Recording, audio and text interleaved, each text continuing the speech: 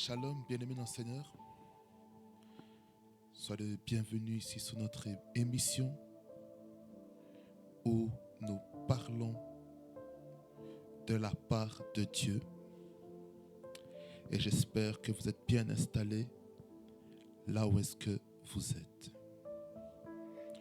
Nous allons remettre ce temps entre les mains de Dieu afin qu'il puisse nous parler, qu'il puisse nous diriger dans le chemin que le Seigneur a prévu pour nous. Nous prions le Seigneur des Seigneurs. Jésus-Christ est Seigneur, le Dieu de gloire et de puissance. Le ciel est ton trône et la terre est ton marchepied. Tu es le Dieu des esprits des prophètes.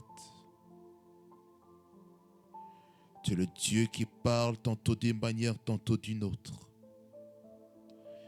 Et nous, les humains, Seigneur, nous n'en prenons pas garde de ces choses. Voilà pourquoi, Seigneur, je prie que ta parole, en ce moment, puisse bénir quelqu'un. D'une manière comme d'une autre.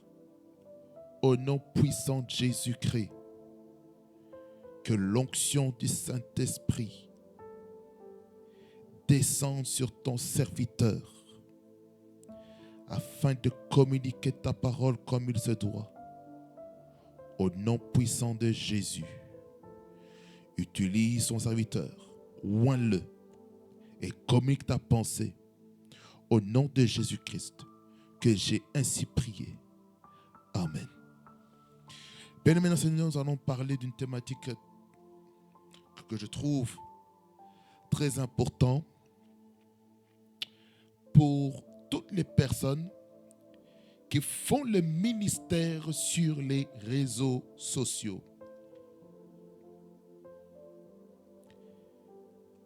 C'est très, très, très important ce que je vais vous dire.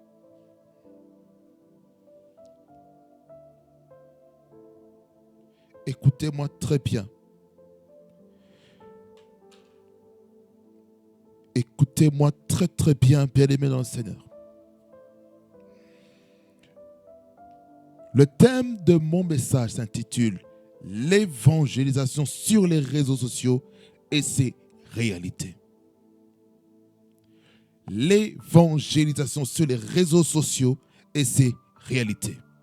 Nous allons lire plusieurs passages qui vont nous permettre de comprendre cette réalité. Nous allons lire Matthieu chapitre 28, le verset 18 jusqu'au verset 20. Et puis on va aller dans le prochain texte. Il dit, Jésus s'étant approché leur parla ainsi.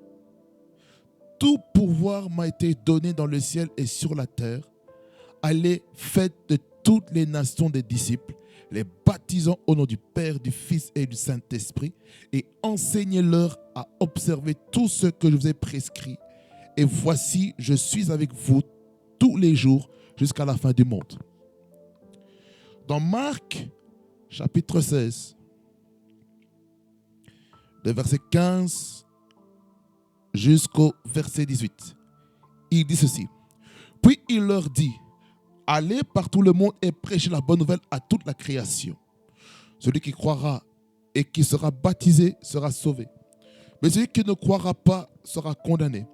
Voici les miracles qui accompagneront ceux qui auront cru. En mon nom, ils chasseront les démons. Ils parleront de nouvelles langues. Ils saisiront des serpents. S'ils boivent quelques breuvages mortels, il ne leur fera point de mal. Ils imposèrent les mains aux malades et les malades seront guéris. Dans Luc, le chapitre 24,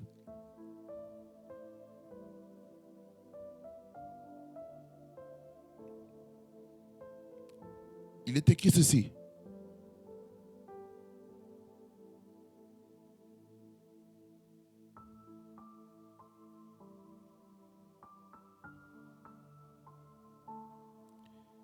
Il est écrit, à partir du verset 44 jusqu'au verset 49, il dit ceci. Puis il leur dit, C'est là ce que je vous disais lorsque j'étais encore avec vous, qu'il fallait que s'accomplisse tout ce qui est écrit de moi dans la loi de Moïse, dans les prophètes et dans les psaumes. Alors il leur ouvrit l'esprit afin qu'ils comprennent les Écritures. Et il leur dit, ainsi il est écrit que le Christ souffrirait et qu'il ressusciterait des morts le troisième jour, et que la repentance et le pardon des péchés seraient prêchés en son nom à toute la création, à commencer par Jérusalem. Vous êtes témoins de ces choses. Et voici, j'enverrai sur vous ce que mon Père a promis, mais vous restez dans la ville jusqu'à ce que vous soyez revêtus de la puissance d'en haut. Amen. 2 Corinthiens chapitre 5. 2 Corinthiens chapitre 5, le verset 16 à 20. Il dit ceci. Ainsi, dès maintenant, nous ne connaissons personne selon la chair. Et si nous avons connu Christ selon la chair, maintenant nous ne connaissons plus de cette manière. Si quelqu'un est en Christ, il est une nouvelle création. Les choses anciennes sont passées. Voici, toutes choses sont devenues nouvelles. Et tout cela vient de Dieu qui nous a réconciliés avec lui par Christ. Et qui nous a donné le ministère de la réconciliation. Car Dieu était en Christ, réconciliant le monde avec lui-même et n'imputant point aux hommes leurs offenses. Et il a mis en nous la parole de la réconciliation. Nous faisons donc, verset 20, nous faisons donc les fonctions d'ambassadeurs pour Christ, comme si Dieu exhortait par nous. Nous vous en supplions au nom de Christ, soyez réconciliés avec Dieu. Je conclue avec le verset 21. Celui qui n'a point connu le péché, il a fait devenir péché pour nous, afin que nous devenions en lui justice de Dieu. Amen. Bien-aimés dans le Seigneur, ces textes-ci nous montrent un petit peu la mission que nous avons. Que nous avons pour prêcher la parole. Vous devez savoir ceci, bien-aimés dans le Seigneur, que les réseaux sociaux sont des nations dans lesquelles chaque enfant de Dieu doit dominer. Il doit évangéliser la parole sur les réseaux sociaux. Il faut exhorter, il faut édifier, il faut consoler les gens, il faut affermir les gens, la foi des gens sur les réseaux sociaux. Il faut aller partout afin de libérer l'évangile de Christ. Alors, je vais définir la thématique. Après la définition de la thématique, je vais maintenant toucher quelques vérités qu'il y a sur les réseaux sociaux. L'évangélisation, c'est quoi l'évangélisation? Ce sont toutes ces choses, c'est la logistique, c'est la préparation spirituelle qui permet de promouvoir l'évangile de Christ. Donc l'évangélisation, c'est une action que chaque homme, chaque femme entreprend pour prêcher l'évangile. Peu importe la manière. On a l'évangélisation en 1 à 1. Donc l'évangélisation, ce sont des stratégies marketing du royaume de Dieu que nous manifestons sur la terre dans le but de représenter le royaume de Dieu, afin de représenter Jésus-Christ étant ses ambassadeurs, comme il est écrit dans 2 Corinthiens chapitre 5, le verset 20, qui nous parle que nous faisons les fonctions d'ambassadeurs. Donc, l'évangélisation en 1 à 1, ça veut dire par là quoi? On fait face à la personne pour répandre la bonne nouvelle de Jésus. Qu'est-ce que nous allons comprendre? Que dans l'évangélisation, nous avons aussi l'évangélisation de masse. L'évangélisation de masse, c'est dans les croisades, durant les campagnes d'évangélisation qu'il y a lorsqu'il y a des milliers et des millions de personnes qui se réunissent en un lieu pour recevoir la parole de Dieu dans le but de bénir leur vie. L'évangélisation de masse. Et là, on peut gagner des âmes en masse. Parce que là, il faut la démonstration de la puissance de Dieu pour que l'évangélisation puisse marquer la vie de quelqu'un. Alors, l'évangélisation aussi se fait aussi par les réseaux sociaux.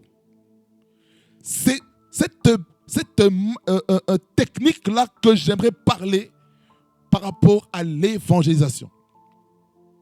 Nous connaissons l'évangélisation sur le terrain, nous connaissons l'évangélisation de masse, et là je vais vous parler de l'évangélisation sur les réseaux sociaux.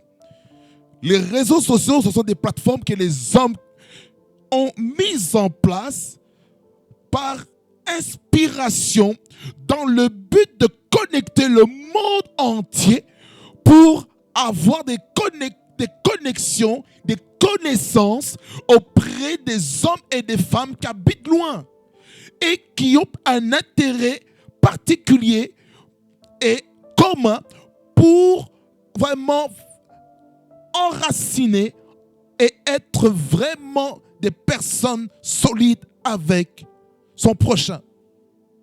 Alors, les réseaux sociaux, il y a plusieurs applications.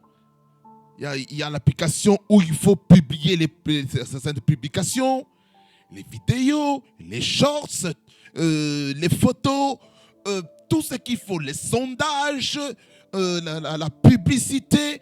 Il y a de tout sur les réseaux sociaux. Il y a des bonnes choses et aussi des mauvaises choses. On ne peut pas contrôler le mauvais comportement des usagers des réseaux sociaux. Raison pour laquelle Dieu a fait en sorte que les chrétiens puissent prendre possession de cette montagne qui s'appelle réseaux sociaux pour libérer l'évangile afin d'assainir les réseaux sociaux. Et en répandant l'évangile de Christ sur les réseaux sociaux, en fait, nous voulons en faire aussi des disciples. Comme il est écrit dans Matthieu chapitre 28, le verset 19, qui nous donne notre lettre de mission d'aller et de faire de toutes les nations des disciples. En les baptisant au nom du Père, du Fils et du Saint-Esprit. Et ces trois-là sont résumés au nom d'une seule personne, au nom de Jésus-Christ. Dans le livre de Marc, on nous montre que le but de l'évangile, c'est d'annoncer la bonne nouvelle. Et il faut qu'il y ait des signes et des prodiges. Il faut qu'il y ait des miracles. Il faut qu'il y ait le spectacle. Il faut qu'il y ait des délivrances.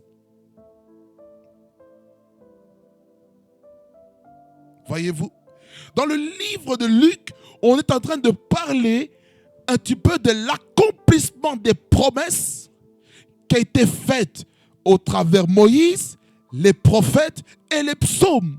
Dans le but de faire quoi? Dans le but d'équiper l'Église pour affronter le monde. C'est pour ça que lorsque on lit dans le livre de Joël, chapitre 2, le verset 28, qui nous dit que dans les derniers jours, dit Dieu, je répondrai sur toute chair. Je répondrai de mon esprit sur toute chair. Vos fils et vos filles vos fils et vos filles prophétiseront. Vos jeunes gens auront des visions et vos vieillards auront des songes. Oui, sur mes serviteurs et mes servantes, je répondrai de mon esprit sur toute chair. 28, c'est le verset 28 et le verset 29. Et cet accomplissement, ça a été fait quand? Le jour de la Pentecôte. Et c'est là où est-ce que l'Esprit de Dieu s'est répandu. Et dans le livre de Luc, il donne une instruction bien spécifique. Il dit, avant que vous puissiez faire le ministère, avant que vous partez évangéliser la parole de Dieu, vous avez besoin de l'équipement. Restez d'abord à Jérusalem jusqu'à ce que vous soyez revêtus de la puissance. Ça veut dire par là quoi? Dans l'évangélisation, il nous faut la puissance. Tu ne peux pas prêcher la parole sans puissance. Tu ne peux peux pas prêcher la parole sans l'onction. Tu ne peux pas prêcher la parole sans les signes et les prodiges et les miracles. Ce n'est pas possible. Il faut ça. Les signes et les prodiges, les miracles, les guérisons authentiques sont particulièrement pour ceux qui ne croient pas au nom de Jésus-Christ, afin que leur foi puisse augmenter, puisse monter, augmenter, afin de croire en la souveraineté, à la majesté du nom de Jésus-Christ. Voilà pourquoi il est très important de comprendre que l'évangélisation n'est pas gratuite, elle est payante. En fait, elle est payante pour qui? Pas pour les personnes qui vont recevoir l'évangile, mais elle est payante pour ceux qui payent le prix d'aller évangéliser. Par exemple, le prix de l'évangélisation, c'est l'électricité. Il faut prévoir l'électricité. Il faut prévoir la connexion Internet pour la diffusion dans les nations. Pour ceux qui ne savent pas être là sur le champ, sur le terrain où il y aura l'évangélisation. Il faut quoi? Il faut des personnes. Il faut des ministres de Dieu. Il faut les serviteurs des servants. Il faut le protocole. Il faut la sécurité. Il faut les services médicaux qui soient là pour s'assurer que tout le monde est en bonne santé. On ne sait jamais s'il y a un malaise qui se fait pendant la campagne d'évangélisation, même s'il y a la puissance de Dieu qui peut agir.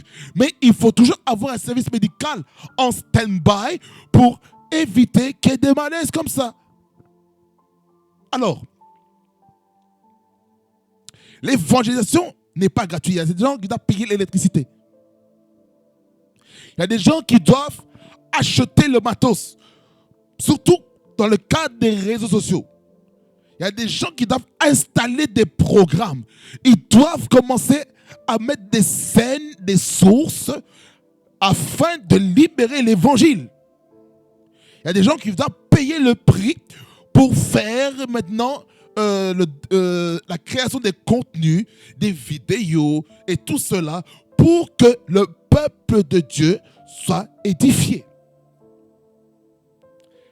Vous devez savoir, bien-aimé Seigneur, que le ministère de l'évangélisation sur les réseaux sociaux est rempli aussi des réalités que certaines personnes ne savent pas. Écoutez-moi. Il y aura une catégorie de personnes qui croiront en vous, qui croiront en votre ministère au travers les réseaux sociaux. Il y a des gens qui sont touchés, visités par l'onction du Saint-Esprit. Il y a des personnes qui seront convaincues du péché, de la justice et du jugement. Il y a des personnes qui ne croiront pas, qui vont vous vilipender et tout. Ils vont vous vilipender et tout parce qu'il y a des choses qui sont en train de se faire. Alors, bien-aimé Seigneur, il faut comprendre ceci, que Dieu a quelque chose de fort à faire avec vous. Les réalités des réseaux sociaux, ça peut être à votre avantage comme à votre désavantage. Écoutez, l'évangélisation, c'est quoi? Jésus a expliqué. Tout ce qui a à voir avec l'évangélisation, les réseaux sociaux, maintenant les réalités. Qu'est-ce que j'ai déjà prêché? J'ai déjà dit que parmi les réalités, il y a le fait qu'il y a des personnes qui croiront en vous, il y a des gens qui ne croiront pas en vous. Première réalité. Deuxième réalité, il y a des gens qui vont peut-être utiliser certaines parties du message que vous avez prêché et ils vont mal interpréter en disant que vous avez dit telle chose, mais en réalité, vous n'avez pas dit cela. Raison pour laquelle il est très important de comprendre qu'il y a des gens qui vont utiliser vos messages hors contexte. Il y a des personnes qui vont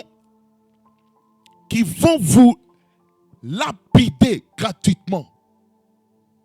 Il y a des personnes qui vont créer une autre chaîne YouTube dans le but de faire quoi?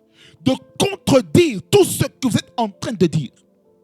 Il y a des personnes qui ne sont même pas chrétiens, mais qui sont peut-être dans des choses bizarres, qui vont utiliser les réseaux sociaux dans le but de vous détruire. Dans le but de faire quoi? De faire un travail dans le cœur des personnes qui vous suivent fidèlement, avec amour, avec fidélité, avec loyauté. Le diable, hein, il va utiliser n'importe quoi pour essayer de vous détruire, de vous casser. Il va utiliser quoi? Mais il va utiliser des faux témoignages, des fausses rumeurs. Dans le but de faire quoi? De vous casser, de vous détruire. Alors, ces réalités, il faut comprendre ça. Il faut comprendre encore une autre réalité par rapport à l'évangile sur les réseaux sociaux. C'est que pour nous qui mettons par exemple nos photos sur nos vignettes des vidéos, ou peut-être nous prêchons sur d'autres canaux, parce que moi je n'utilise pas seulement YouTube, j'utilise aussi TikTok pour prêcher la parole. Vous devez savoir qu'il y aura toujours un groupe de personnes qui sont spirituelles, qui sont dans le monde obscur, qui vont utiliser votre image dans le but de freiner votre vie de prière, votre consécration, votre ministère, afin que vous puissiez expérimenter une fatigue, une lourdeur anormale, afin de ne pas prêcher l'évangile autour de vous, particulièrement sur les réseaux sociaux. Il y a des personnes qui vont faire des incantations, qui vont faire des puissances de divination sur votre image, sur votre vidéo, dans le but de faire quoi? De vous détruire. Et c'est comme ça, certaines personnes n'arrivent même pas à prier. Parce qu'ils sentent là où est-ce qu'ils sont, il y a une lourdeur spirituelle. Ils sont incapables de prier. L'atmosphère. Pourquoi? Parce que le fait de s'exposer plutôt vous attire des combats que vous n'êtes pas encore prêt à faire face. Vous devez savoir ceci, que ceux qui sont appelés réellement au ministère de la parole seront toujours combattus. Ça, c'est une autre réalité. Peu importe la technique, les stratégies d'évangélisation que vous allez mettre en place, vous serez combattus. Vous serez combattus. Vous qui allez peut-être évangéliser en un à un, vous serez combattus. Pourquoi? Les principautés territoriaux, ils sont contre ça. Et c'est pour ça que dans Ephésiens 6, verset 12, il nous explique un petit peu les réalités spirituelles dans lesquelles nous devons combattre. Première chose. Deuxième chose, Rabat Soglo, dans 2 Corinthiens chapitre 4, le verset 3 et 4, il nous explique pourquoi plusieurs d'entre vous, vous ne croyez pas à l'évangile. C'est parce que le diable vous a voilé votre intelligence. Il a voilé votre capacité de comprendre, de saisir la parole de Dieu. La glorieuse révélation de Christ. Pourquoi? Le voile a été jeté sur vous. Et ce qui fait que certaines personnes ne comprennent pas le message. Pourquoi le voile? 2 Corinthiens 4, versets 3 et 4. Et puis je vais vous lire Ephésiens 6, 12. Pour vous expliquer les enjeux territoriaux qu'il y a autour de l'évangile. Il dit ceci.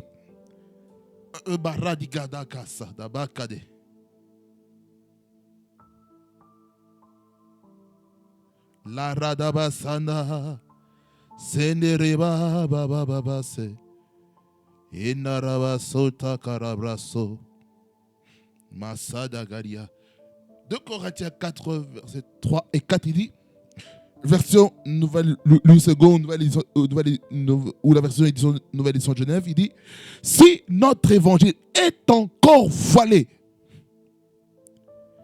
écoutez bien, il est voilé pour ceux qui périssent, C'est ceux qui sont en train de partir en perdition. Ceux qui sont en train d'aller vers l'enfer. Pour les incrédules, c'est-à-dire ceux qui ne croient pas, ceux qui n'ont pas la foi, dont le Dieu de ce siècle a aveuglé l'intelligence. La version NLT en anglais, il dit ceci: The Satan, who is the God of this world. C'est-à-dire que Satan, qui est le Dieu de ce monde, le Dieu de ce siècle, a aveuglé l'intelligence afin qu'il ne voit pas briller la splendeur de l'évangile, de la gloire de Christ, qui est l'image de Dieu. C'est la raison pour laquelle certaines personnes n'arrivent pas à recevoir l'évangile. C'est cette réalité-là. Du voile qui empêche, le voile de l'ignorance, le voile de l'incrédulité, le voile de l'orgueil, le voile de la dépravation des mœurs, qui empêche l'évangile de pénétrer les cœurs. Éphésiens 6, 12. Il dit, car nous n'avons pas à lutter. Je vais aller. 10 à 12. Au reste, fortifiez-vous dans le Seigneur et par sa force toute puissante. Revêtez-vous de toutes les armes de Dieu afin de pouvoir tenir ferme contre les ruses du diable. Car nous n'avons pas à lutter contre la chair et le sang, mais contre les dominations, contre les autorités, contre les princes de ce monde des ténèbres, contre les esprits méchants de lieux célestes. Ça, ce sont les principautés spirituelles qui contrôlent les territoires, qui empêchent que l'évangile et l'évangélisation sur les réseaux sociaux se passent en bonne et due forme. C'est comme ça que certaines personnes ont leur profil TikTok banni. Parce que ceux qui disent l'évangile qui est peut-être fort, peut-être l'évangile qui combattent les convictions des autres, on va dire voilà, oh non, cela ne correspond pas à nos valeurs de notre réseau social. Sur base de ça, nous vous bannissons. Le compte détruit. Première chose, c'est ce que vous devez comprendre. Quand je parle des principautés spirituelles, où vous avez dit quelque chose de fort, vous avez peut-être injurié, vous avez peut-être dénigré un lobby quelconque, et vous faites rayer de la carte.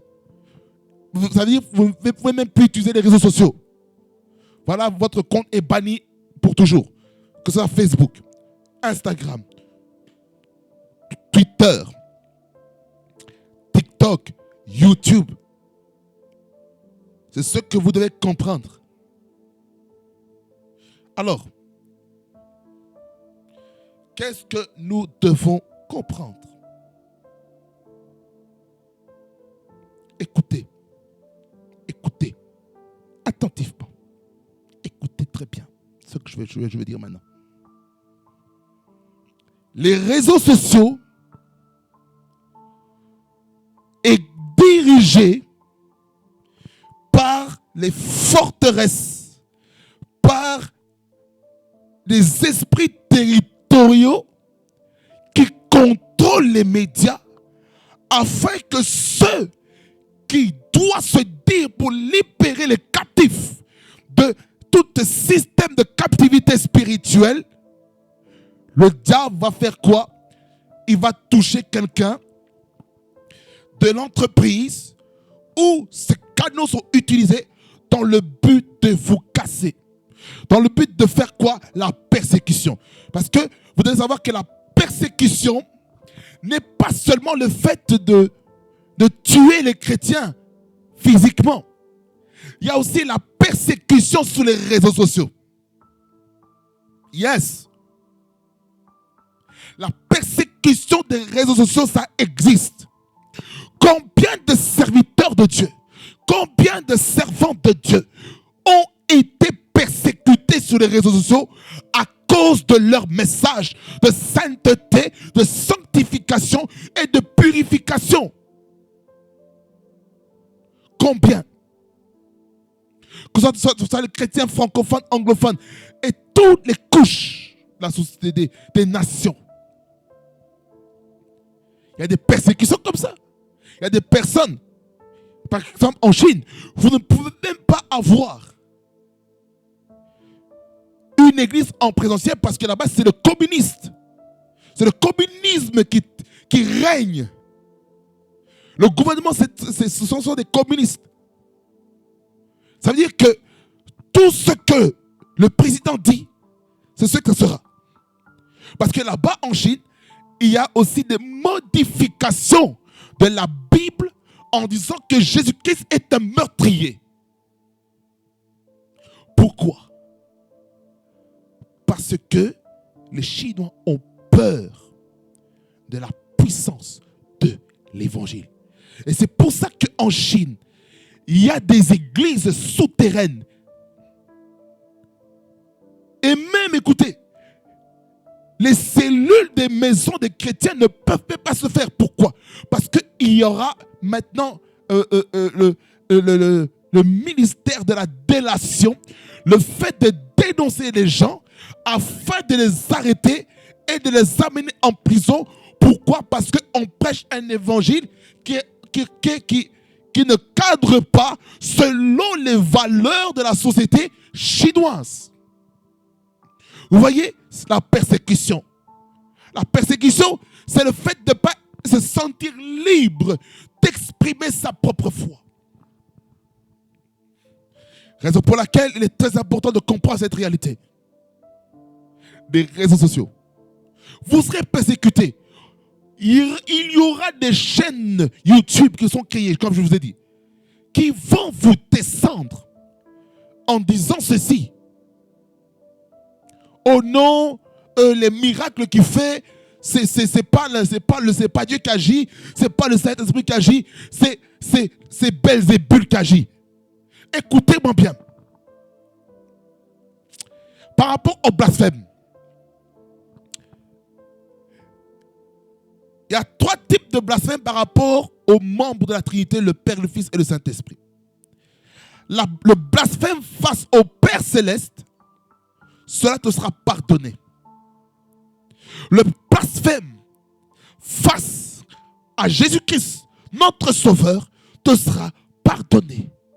Parce que Jésus-Christ, lorsqu'il a été crucifié, il a dit, Père, pardonne-leur, car ils ne savent pas ce qu'ils font. Donc le Père et le Fils ont la capacité de pardonner. Mais le Saint-Esprit, tu blasphèmes contre le Saint-Esprit. Tu blasphèmes face à l'œuvre du Saint-Esprit. Les manifestations que tu vois, tu blasphèmes en disant, oh non, les gens qui tombent là, oh non, ça c'est de n'importe quoi. C'est du cinéma. Mon frère, ma soeur, écoutez. J'aimerais un jour que ce que tu dénonces par rapport au fait de dire que les signes et les prodiges, les miracles et les spectaculaires dans l'église ne viennent pas de Dieu, le jour où tu seras à l'église et que l'onction de Dieu tombera sur toi, je peux te garantir, tu te retrouveras par terre pendant plus de 15-20 minutes. Tu seras au sol, bloqué par la puissance de cet esprit, afin que tu puisses prendre conscience que qu'on ne peut pas vaincre le Saint-Esprit. C'est le Saint-Esprit qui nous vaincra toujours. C'est pourquoi la Bible dit 2 réalités par rapport au Saint-Esprit. Il dit, n'attristez pas le Saint-Esprit. D'un côté, parce que on vit dans le péché, on vit dans des choses qui ne glorifient pas Dieu. D'un autre côté, n'éteignez pas le Saint-Esprit. Ça veut dire, quoi? Il ne faut pas couper la connexion avec Dieu, avec le Saint-Esprit. Il ne faut pas couper la sensibilité au Saint-Esprit. Alors, qu'est-ce que un ministre de l'évangile sur les réseaux sociaux doit faire? La première chose, il doit être sensible à la voix du Saint-Esprit afin de savoir ce qu'il va prêcher. Première chose. Deuxièmement, il doit avoir la promptitude de répondre aux informations que le Saint-Esprit commence à télécharger en toi. La troisième chose, tu commences à préparer le message qu'il faut afin de libérer sur les réseaux sociaux. Ça peut être une pensée. Ça peut être une réflexion. Ça peut être une parole qui vient de cette écriture que tu libères dans la vie du peuple de Dieu. Ça peut être une discussion que tu as peut-être avec quelqu'un. Et là, le Saint-Esprit te donne une pensée. Il te donne un thème, un message que tu dois prêcher. Il faut être sensible, même pendant que tu dors, tu vois un songe. Ce songe-là est un message. Et puis tu te réveilles. Soit tu écris quelque chose, et puis tu prêches. Quatrième chose. Pour ça qu'il faut le ministère sur les réseaux sociaux, particulièrement YouTube.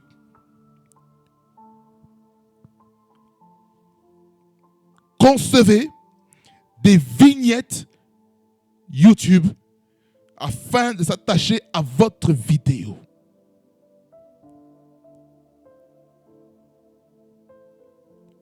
C'est très important. Pour une meilleure visibilité et une meilleure préparation et le fait de bien emballer son contenu. Bien sûr, il ne faut pas mépriser le temps de la prière. Il peut arriver que dans la journée,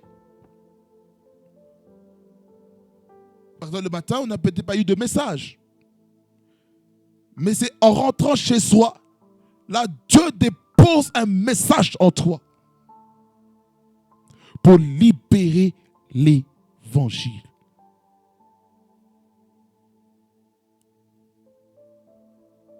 Par exemple, il y a des thèmes que le Saint-Esprit met dans ton cœur. Crée déjà la thumbnail ou la vignette. Crée déjà ça. Ou sur ta tablette, écris déjà le thème que tu aimerais déjà aborder. Peut-être ce thème-là, c'est peut-être pas pour maintenant, mais c'est pour après. Et puis après, peut-être le mois prochain, tu as peut-être une thématique que tu aimerais maintenant prêcher là-dessus pendant le mois. Tu vas là, par exemple, le mois d'octobre, j'aimerais prêcher sur ça. Par exemple, dans notre cas, nous, le mois d'octobre, ce sera le mois où nous allons parler de la relation père-fils spirituelle et ses réalités.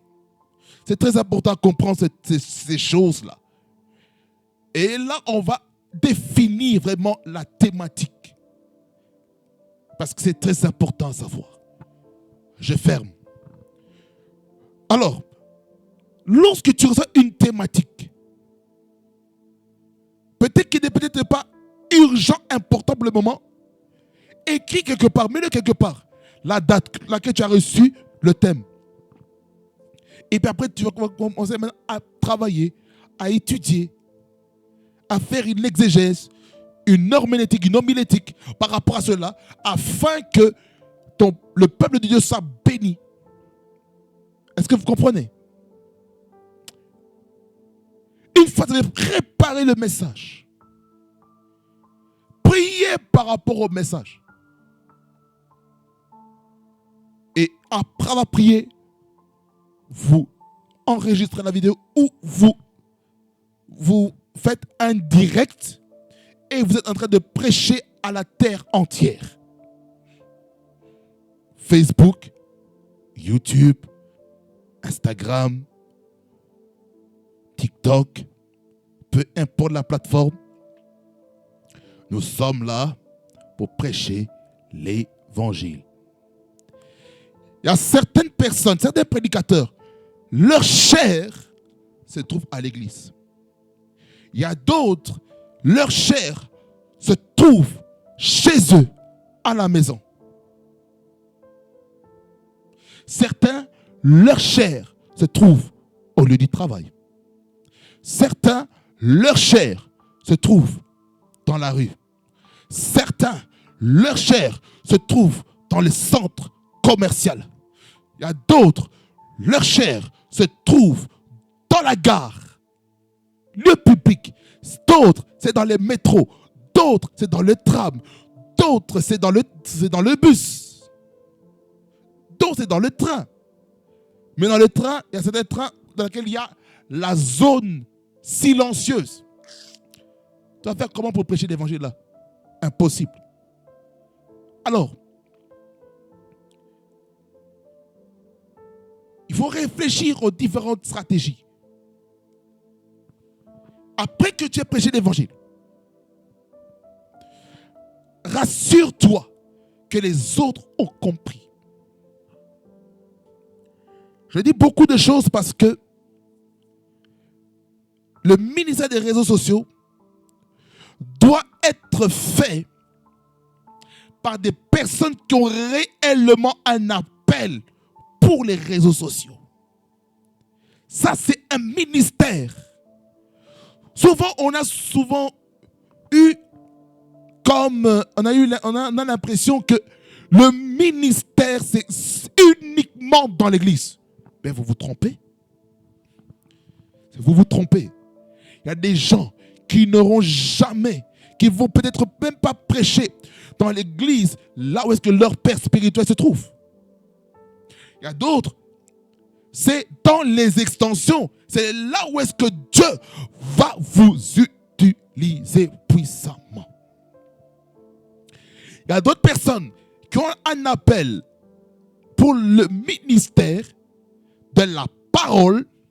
Certaines personnes doivent gagner des âmes dehors et puis organiser des cellules de maison ici.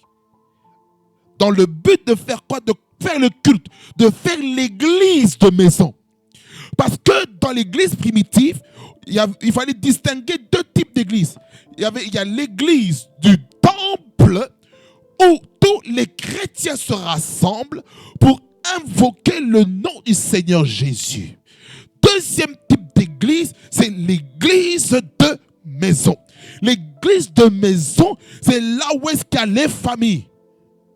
C'est-à-dire que l'église du temple se divise en cellules, en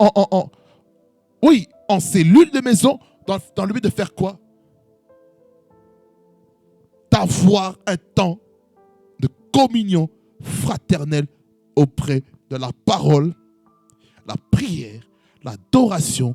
Après cela, qu'est-ce qui va venir? Vous savez ce qui va venir? La communion fraternelle. Ça veut dire le côté maintenant alimentaire, on mange ensemble.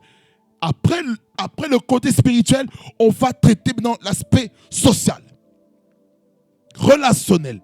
C'est très important de savoir ça en tant qu'église, en tant que membre du corps de Christ. Il faut comprendre cette réalité. Ça, c'est sur la terre, l'église. Vous devez savoir aussi que vous-même, en tant qu'individu, vous êtes l'église. Et dans cette église-là, vous portez le Saint-Esprit et Dieu vous dit que votre corps est le temple du Saint-Esprit et que vous ne vous appartenez plus à vous-même. Alors, il y a 3 types d'églises par rapport à la Trinité. La première type d'église, la première église, c'est au ciel. Cette église-là, elle est dirigée par le Père Céleste. Et Jésus-Christ, le Fils, c'est le disciple de son Père. C'est ça pour laquelle Jésus-Christ, lorsqu'il avait environ 12 ans, et qu'il était parti dans la synagogue auprès des rabbins en train de poser des questions qui étonnaient les gens. Ses parents sont venus, Marie et Joseph. Joseph qui est le père adoptif de Jésus. Parce que c'était une naissance immaculée. Donc, il n'y avait aucune semence de l'homme qui est entrée en Marie, vierge. Alors,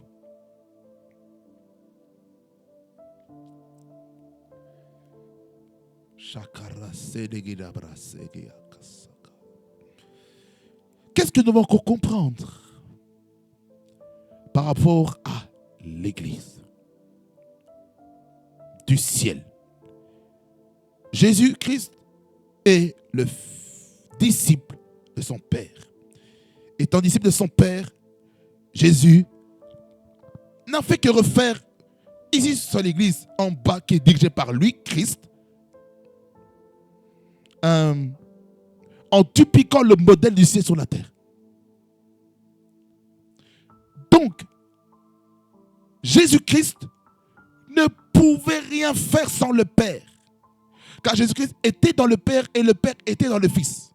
Comme il est écrit dans le livre des Jean, qui nous parle de cette relation Père-Fils. Et ça, je vous parlerai de cette relation entre Jésus et le Père Céleste. Ça, c'est pour le mois prochain. Alors, Jésus-Christ, disciple du Père, dans l'église du Père.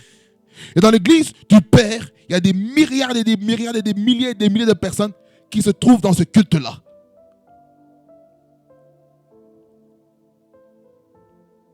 Les anges, les archanges, les séraphins, les chérubins et tout ça, qui sont là-bas.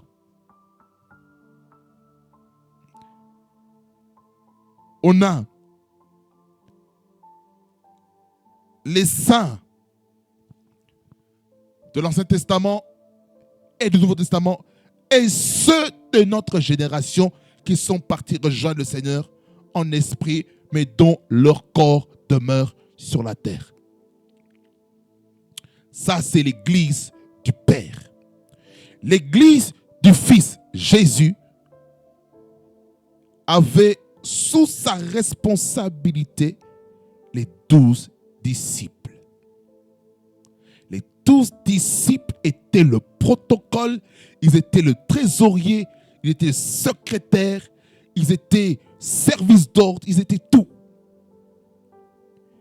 Ils étaient des missionnaires, ils évangélisaient la parole sous l'autorité apostolique de Jésus. Parce que Jésus-Christ, il opérait dans les 5 ministères de la parole. Apôtre, prophète, évangéliste, pasteur, docteur. Docteur parce qu'il est un enseignant. Pasteur parce qu'il prend soin des âmes, selon Jean 10. Évangéliste parce qu'il amène la parole qui convainc les cœurs, comme cette femme, cette Samaritaine qui était venue au puits de Jacob. Ça c'est dans Jean chapitre 4, dans lequel on nous parle cette histoire. Dans laquelle Jésus-Christ nous dit à cette femme de lui donner à boire. Parce que dans le temps, les Samaritains étaient comme un peuple ou une tribu rejetée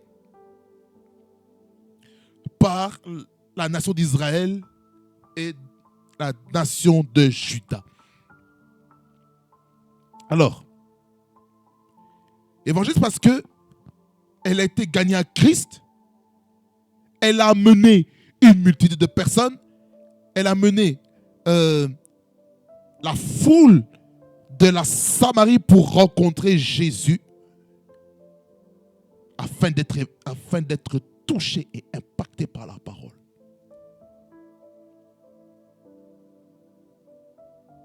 Ça, c'est l'église de Jésus. L'église du Saint-Esprit, c'est quoi? C'est que le Saint-Esprit est dans l'église.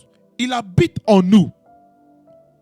Nous sommes membres du corps de Christ. Nous sommes membres de l'église du Saint-Esprit. Parce que le Saint-Esprit, certes, il a une volonté. Certes, il a une intelligence, il a des émotions. Mais lui, le Saint-Esprit, il ne parlera pas de lui-même. Il parlera de ce que Jésus, ce que le Père dira. Il va rapporter. L'ainsi dit l'Éternel du Père et du Fils. Parce que l'Église, en tant qu'assemblage que nous sommes en train de représenter Jésus et le Père. Parce que le Père, le Fils, le Saint-Esprit habitent en nous. Et le Père, le Fils, le Saint-Esprit peuvent faire de nous, de notre corps, son habitation. Alors, l'Église du Saint-Esprit est une église dans laquelle les serviteurs de Dieu sont dirigés par le Saint-Esprit. Et c'est très important de comprendre ces trois types d'églises selon la Trinité. Alors, bien-aimés dans le Seigneur, l'évangélisation sur les réseaux sociaux, ce n'est pas pour des personnes qui sont faibles émotionnellement. Je m'explique. Vous allez vous rendre compte que vous allez commencer à faire des vidéos et puis il y a des questions qui vont venir, des commentaires qui vont venir pour vous attaquer, pour tester votre foi. Alors là, les personnes qui font l'évangile sur les réseaux sociaux doivent aussi comprendre la valeur de l'apologétique. C'est quoi l'apologétique? L'apologétique, c'est quoi? C'est la défense de la foi. C'est-à-dire par là quoi on prêche Jésus, on la défend. C'est-à-dire que par là quoi il faut avoir la conviction de qui est Jésus pour nous. Il faut défendre le christianisme.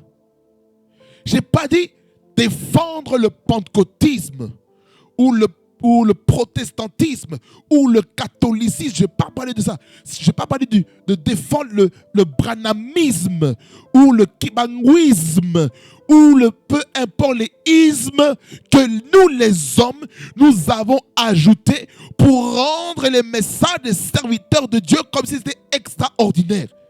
Respectons les serviteurs de Dieu que Dieu s'est servi, mais ne faisons pas des hommes de Dieu des sujets pour faire maintenant des sous-divisions dans le christianisme.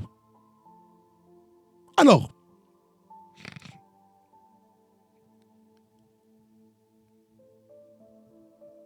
les réseaux sociaux, le message des réseaux sociaux, ce n'est pas pour les faibles. Parce que vous serez constamment attaqué. Attaqué par les commentaires, attaqué spirituellement. On va vous critiquer. On va vous dire, oh non, ce que tu as dit, c'était pas sage. Ok. Il faut accepter les conseils. Il faut accepter les remarques constructives. Peut-être ces messages, ces remarques constructives, ça peut venir peut-être de votre famille. Peut-être vos parents vous disent, voilà, ici, fais attention par rapport à ça. Ce qui fait que, lorsque maintenant on va prêcher l'évangile, il faut connaître la sagesse. Mais il y a des personnes, Dieu les a mandatés pour dire les choses très clairement. Mais écoutez-moi bien, je parle aux jeunes serviteurs de Dieu ici. Écoutez-moi bien. Ne crachons pas sur la main qui t'a nourri. Ne critiquons plus les erreurs de nos pères spirituels, les erreurs de nos mères spirituelles, les erreurs des prédicateurs et des prédicatrices. Non.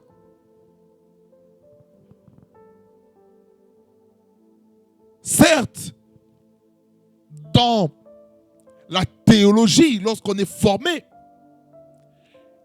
il y a l'évangélisation préventive. C'est-à-dire qu'il y a des conseils préventifs qu'on donne dans la prédication afin d'alerter le peuple. Mais faire trop de prévention va rendre le peuple de Dieu parano. Maintenant, si maintenant on ne prêche que sur la sorcellerie, sorcellerie, sorcellerie, sorcellerie, sorcellerie, sorcellerie, sorcellerie, sorcellerie, sorcellerie, ça va entrer dans les cœurs des gens et les gens vont commencer à trembler. Oh non, sorcellerie, sorcellerie, sorcellerie. Arrêtez. Ça veut dire par là quoi? Que nous, les prédicateurs, nous devons faire attention à notre pédagogie dans l'évangile. Ça veut dire par là quoi? Nous devons tout faire pour augmenter, booster la foi des gens afin de ne pas les faire tomber. Amen. Alors, j'aimerais vraiment encourager toutes les personnes qui font le ministère d'évangélisation sur les réseaux sociaux à continuer à faire l'œuvre que vous faites. Ne vous découragez pas. Il peut arriver que vous ne pouvez pas prêcher tous les jours. C'est normal. Il peut arriver que vous sentez comme si la fatigue anormale commence à vous prendre. C'est normal parce que vous êtes en train de travailler et votre esprit est aussi en alerte par rapport à ces choses. Parce que lorsqu'on prêche, on a l'énergie. Mais après avoir prêché l'évangile, je peux vous garantir, nous sommes fatigués physiquement. Nous sommes fatigués, nous sommes épuisés. Pourquoi?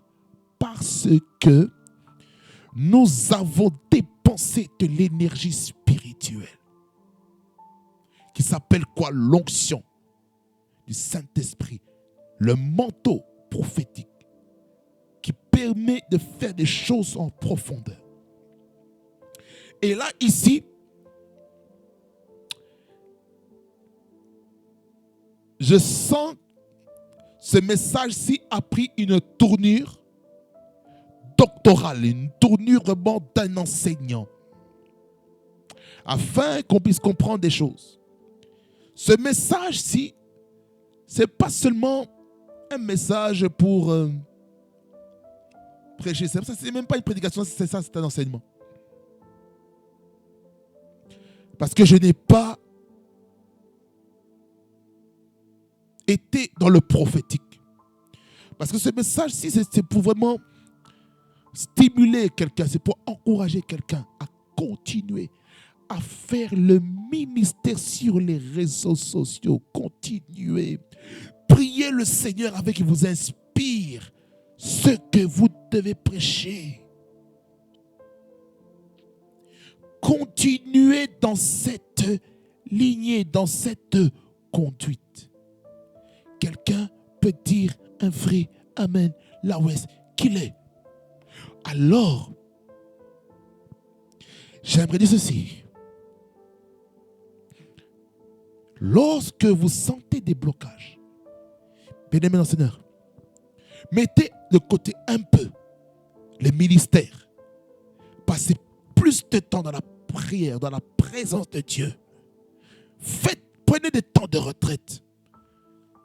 Si vous devez prendre des temps de retraite par rapport à la chaîne YouTube ou n'importe quelle plateforme où vous êtes en train d'évangéliser la parole, faites-le, bien-aimés, faites-le. Priez, intercédez pour que ces choses se réalisent. Quelqu'un peut dire un vrai amen, bien-aimé Seigneur.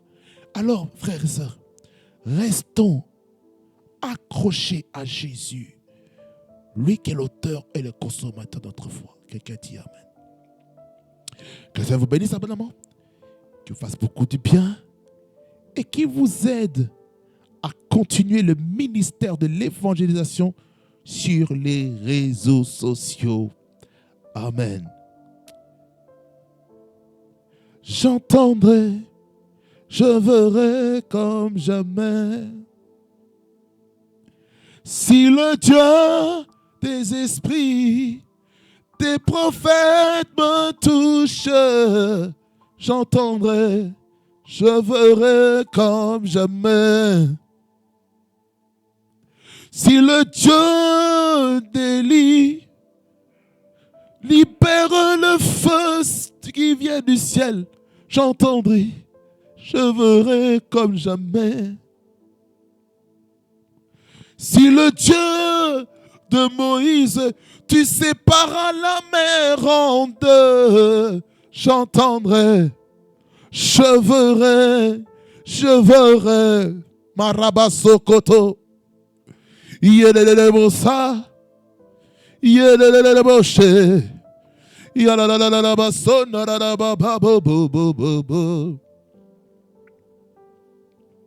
Seigneur, merci pour ta parole qui est la vérité.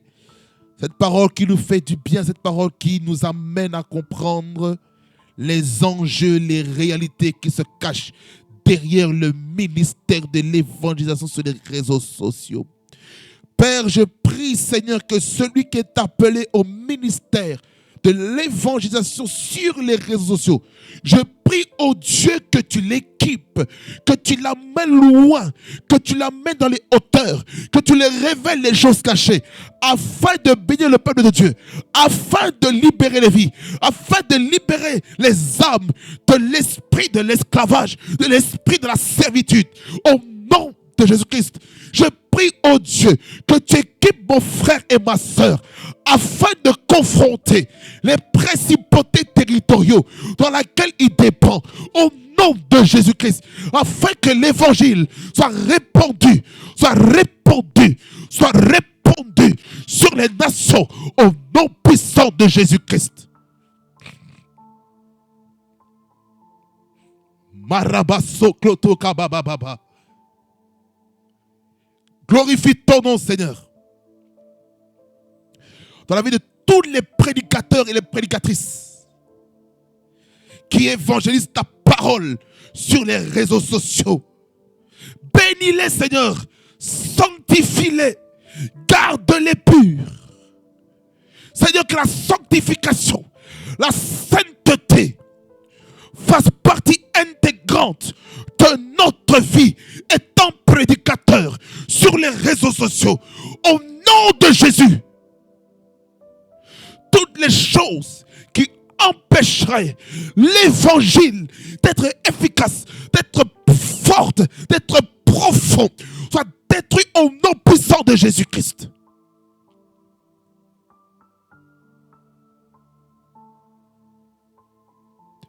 Que dans la vie des prédicateurs, qu'aucun esprit impur ne prenne le contrôle, ne prenne place dans la vie des serviteurs de Dieu. Au nom de Jésus-Christ. Toute addiction qui combat les prédicateurs, addiction sexuelle, addiction à la masturbation, addiction à la pornographie, que ces choses demeurent dans la vie des prédicateurs et des prédicatrices de la bonne nouvelle. Au nom de Jésus-Christ. Tous les prédicateurs, Seigneur, oh Karabashika, je prie pour les prédicateurs qui se sont retrouvés dans des scandales publics, dans des scandales, Seigneur, sur les réseaux sociaux. Dieu de grâce, je prie pour eux,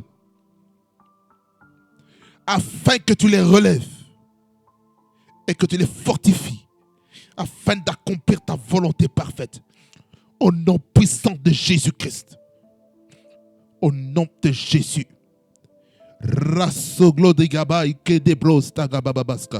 Tout prédicateur qui fait face à des combats, Seigneur, dans leur santé, je prie, Seigneur, que tu fortifies la santé de toutes les personnes qui prêchent ta parole comme toi tu veux, au nom de Jésus-Christ.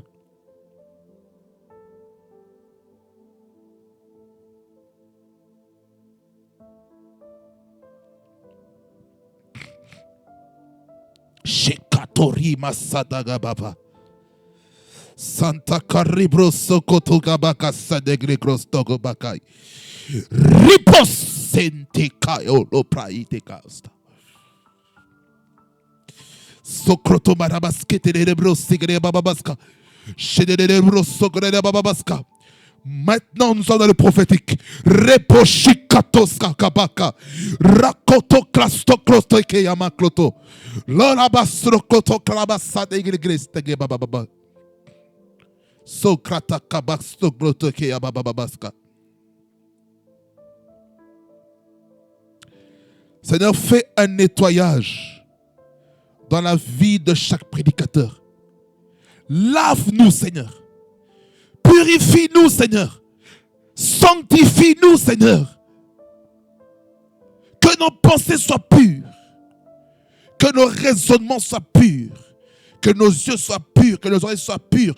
Que nos bouches soient pures. Que nos cœurs soient purs. Que nos âmes soient pures. Que notre marche soit pure. Que nos œuvres soient pures.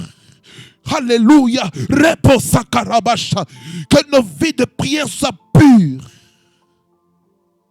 Qu'aucun esprit impur, aucun esprit séducteur ne vienne dans notre chemin. Je détruis l'esprit de divination au nom de Jésus. Cet esprit qui se fait, alléluia, des bénéfices, de la richesse derrière les dos des gens. Je détruis l'esprit de divination au nom de Jésus.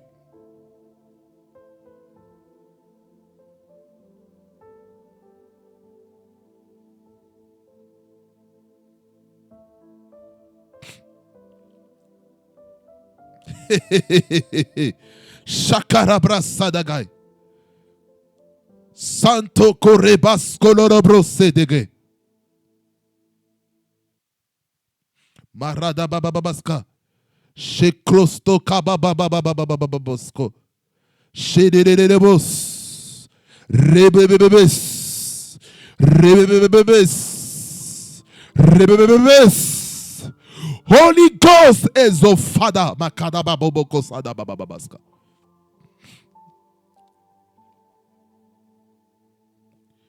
Si le Dieu des esprits, tes prophètes me touchent, j'entendrai, je verrai comme jamais que la purification du cœur soit palpable, que le feu du Saint-Esprit vienne consumer tout ce que tu n'aimes pas, tout ce que tu n'agrées pas dans nos vies, oh Dieu, au nom de Jésus-Christ, afin qu'on soit des serviteurs, des servants de Dieu, des prédicateurs, des prédicatrices, des pasteurs, des apôtres, des prophètes, des évangélistes, des docteurs, des évêques qui sont irréprochables au nom de Jésus.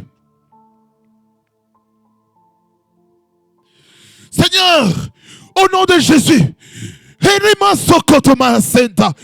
écarte nos vies, épargne nos vies de tout scandale sur les réseaux sociaux. Au nom de Jésus-Christ, épargne-nous, Seigneur. Épargne-nous, oh Dieu. Épargne-nous,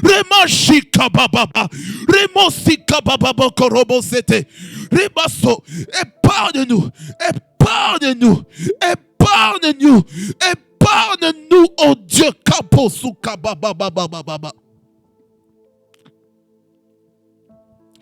Épargne-nous, Seigneur, les prédicateurs. Épargne-nous des scandales. Épargne-nous, Seigneur, des scandales par notre mauvais comportement, par notre mauvais caractère. Seigneur Jésus, viens, Seigneur, je t'en prie. Rema sokote krata, viens kabrukune kalama sobre, ezofani gabaka soglogodo babababas. Viens, Seigneur, viens, Seigneur, viens, Seigneur, viens, Seigneur. Rema shika, rebo koto kalakrasada bababa. Imasokola baskata. Ekokabosi kabarabasat. Hallelujah bosakarababababaska. Seigneur, il y a un vent d'exposition qui est en train de souffler dans l'église. Enenebosokotomai. Enenebosokotomaribaskutabakasa. Et ce vent d'exposition est en train d'exposer, alléluia, les péchés secrets. Et qui est rendu maintenant à la lumière de tous. Et cela est en train de détruire la puissance de l'évangile. est en train de détruire.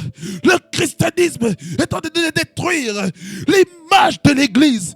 Que ce soit le monde évangélique, que ce soit le monde protestant, le monde, oh alléluia, baptiste, que ce soit le monde catholique, que ce soit les pentecôtistes, que ce soit les branhamistes, que ce soit les, alléluia, alléluia, les méthodistes, les luthériens, rakoskoto, karabaskoto, remamababagoso, et nanarostegina, et tekababa, que ce soit Seigneur Jésus-Christ, alléluia, les kibanguistes, oh Dieu, ceux qui sont alléluia, des 7 jours, des 7 days adventistes, remoskataya, kasokoto, bababababas.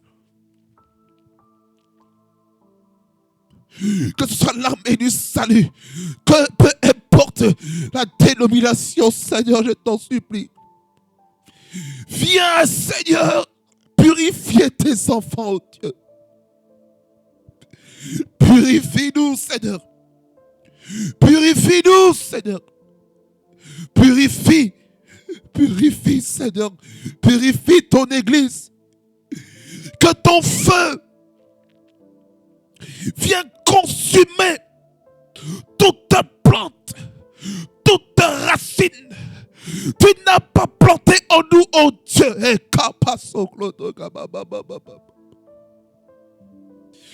Viens, Seigneur, sanctifier ton Église.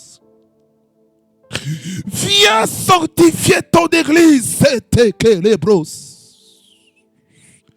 Et comment nous maïstegin meiste. Impura bakolo brokote abakolo bra ete apastokoba. Oh shakalaba sokora babas. Liribusi karababa sete kalababa. Des scandales sexuels, des scandales de viol, des scandales des abus. Seigneur, de l'extorsion des fonds, le blanchiment d'argent, la mauvaise gestion administrative de l'Église qui est en train d'être exposée. Oh Dieu,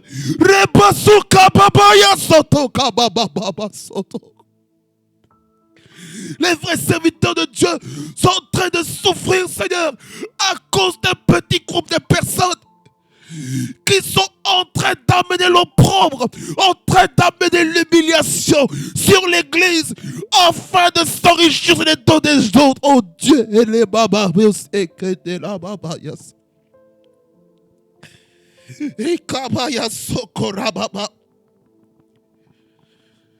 Seigneur, des gens qui disent que Dieu m'a dit, mais en réalité Dieu n'a pas dit, mais ce sont leurs pensées à eux, ce sont leurs désirs. Seigneur, c'est la convoitise personnelle, la convoitise des richesses, la convoitise de la situation économique, de la situation sociale, de la personne qui est devant lui, qui lui fait dire que Dieu lui a dit, tandis que Dieu n'a pas dit.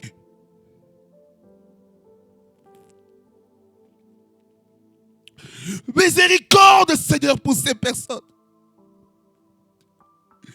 qui, à cause de ces personnes, les vrais serviteurs de Dieu, les vrais prédicateurs, les vrais apôtres, les vrais prophètes, les vrais évangélistes, les vrais pasteurs, les vrais docteurs, les vrais évêques sont en train de souffrir au sein de l'Église à cause de ce petit groupe de personnes, la mafia, Seigneur, la mafia spirituelle, la mafia, Seigneur, qui se font de l'argent, Seigneur, sur le dos des gens, qui planifient, Seigneur, comme dans le film, Seigneur, de Willows, qui parlait, Seigneur, alléluia, de professionnalisme. Des personnes qui planifient de se faire pasteurs eux-mêmes. Mais ils ne sont même pas pasteurs. Ils n'ont même pas été, alléluia, prédestinés à cela. Mais ils rentrent là-dedans parce que ce travail-là est lucratif par les donations, par les dîmes, les offrandes. Les sacrifices.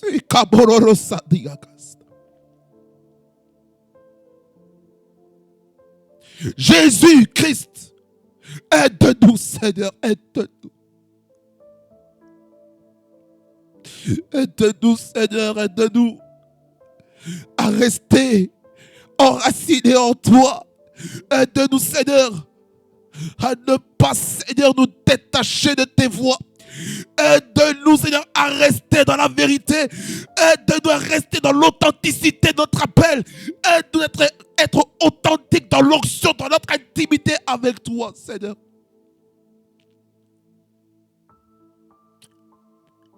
Je t'en supplie, Seigneur, je t'en supplie, je t'en supplie. C'est la prière de mon cœur pour l'Église, c'est ma prière, c'est ma prière, c'est ma prière pour les serviteurs de Dieu.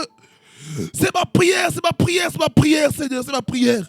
Pour que chacun puisse garder sa flamme, pour que le feu continue de brûler dans nos cœurs. Seigneur, pardonne-nous parce que nous savons, Seigneur, alléluia, nous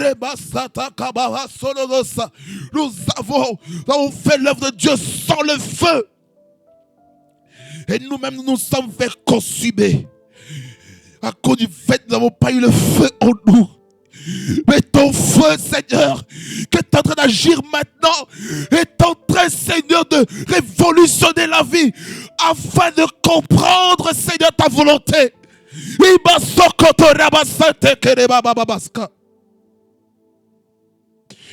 Dieu très haut, je t'en supplie, que l'Église s'affermisse en toi, que l'Église ne reste plus, Seigneur, dans une dimension d'être humilié à cause de notre attitude. Aide-nous, Seigneur, aide-nous, aide-nous. Aide des chrétiens authentiques, des chrétiens qui marchent dans la vérité, dans la sincérité, dans la sanctification, la consécration avec toi.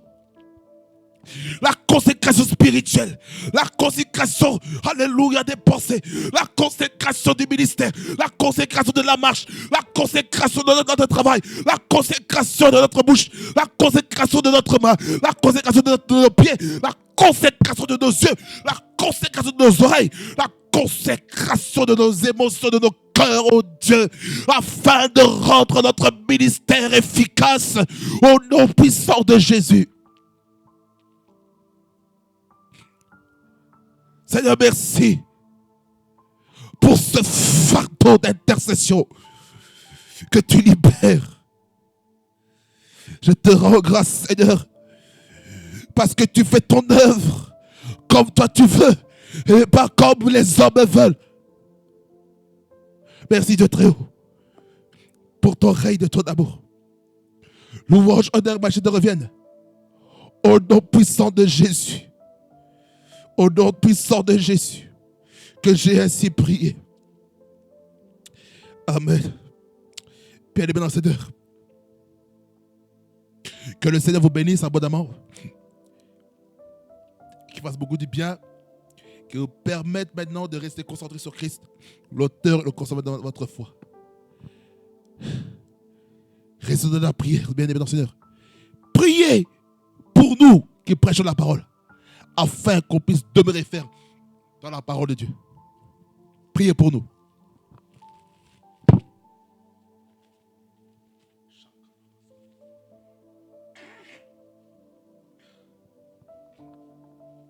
Priez beaucoup pour nous, bien-aimés, nos sœurs. Priez beaucoup pour nous. On en a besoin de vos prières. Vous ne vous imaginez pas de la charge spirituelle que nous portons pour communiquer la parole. On a besoin de vous afin que nos vies soient bouleversées. Amen. Réma Frequency TV, le réseau de la gloire de Dieu. Et n'oubliez pas de vous abonner sur les différents canaux sociaux qui sont devant vous. Et aussi, en dessous de cette vidéo, veuillez aussi cliquer aussi sur le lien afin de vous abonner aussi sur ma chaîne WhatsApp, afin que vous soyez aussi connectés sur tout ce qui se passe sur les autres plateformes, afin que vous puissiez aussi vous connecter. Amen. Soyez bénis au nom de Jésus-Christ, notre Seigneur.